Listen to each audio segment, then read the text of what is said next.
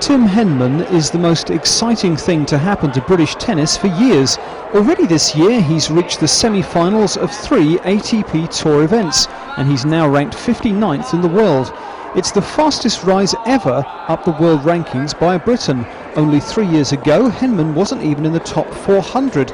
Now he's a major attraction for kids at the Westway Sports Centre, an enterprising tennis venture built literally underneath the A40. These kids, part of an urban mission to promote tennis in the capital, may at last have a role model. Tim Henman is on the up and up. Over the last 3 months, I've played a lot of tournaments, a lot of matches, and it's a little bit like winning is a habit at the moment.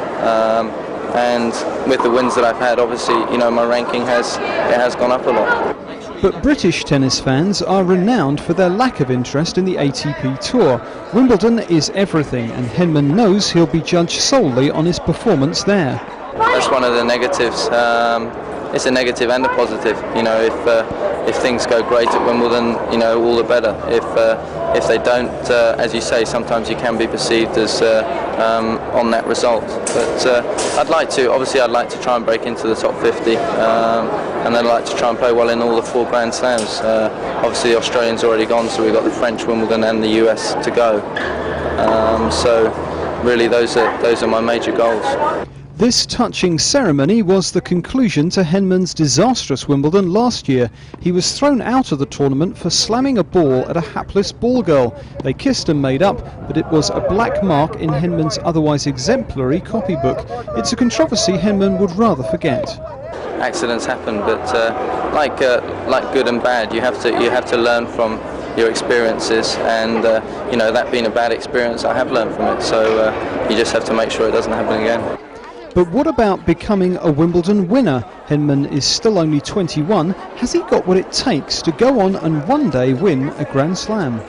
It's probably not going to happen, this year. But hopefully, if I can continue improving my game and things go well, who knows? But there's a lot of things that need to be worked on before I can talk about winning Grand Slams.